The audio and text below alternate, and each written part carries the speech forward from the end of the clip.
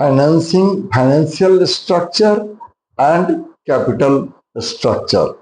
Financial structure एक broader term है जो कि इक्विटी या शेयर होल्डर फंड्स और सारे long term non current sources of finance का कॉम्बिनेशन होता है। नॉन करेंट या करेंट जो इन्वेस्टमेंट जो फाइनेंसिंग जो long term sources of finance होते हैं, एक्सटर्नल सोर्सेज ऑफ फाइनेंस होते हैं, वो non current liabilities and current liabilities होते हैं।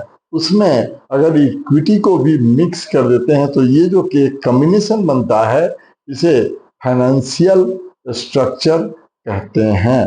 और अगर इसमें से करंट लायबिलिटीज को हटा दें, सिर्फ शेयर होल्डर्स फंड या नेटवर्थ और नॉन करंट लायबिलिटीज को रखें तो ये कैपिटल स्ट्रक्चर होता है। मतलब ये हुआ कि फाइनेंशियल स्ट्रक्चर एक ब्रॉडर टर्म है, कैपिटल स्ट्रक्चर उसका एक पार्ट है। अब जरा equity and non current liability के बारे में भी समझ लेते हैं। इक्विटी मतलब शेयर होल्डर फंड। इसके दो कंपोनेंट होते हैं। पहले को कंट्रीब्यूटेड कैपिटल कहते हैं, दूसरे को रिटेन्ड अर्निंग कहते हैं। ये कंट्रीब्यूटेड कैपिटल भी दो टाइप के होते हैं, equity share capital and preference share capital. और रिटेन्ड अर्निंग के अंदर पास्ट प्रॉफिट्स, फ्री रिजर्व्स वगैरह होते हैं। तो ये दोनों मिलाकर शेयर होल्डर्स फंड या इक्विटी बनते हैं। और डेट का मतलब नॉन करेंट लायबिलिटी।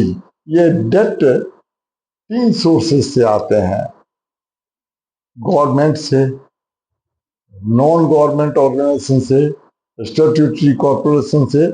और ये दो टाइप के होते हैं, non current and current. Non current का मतलब long term and short term.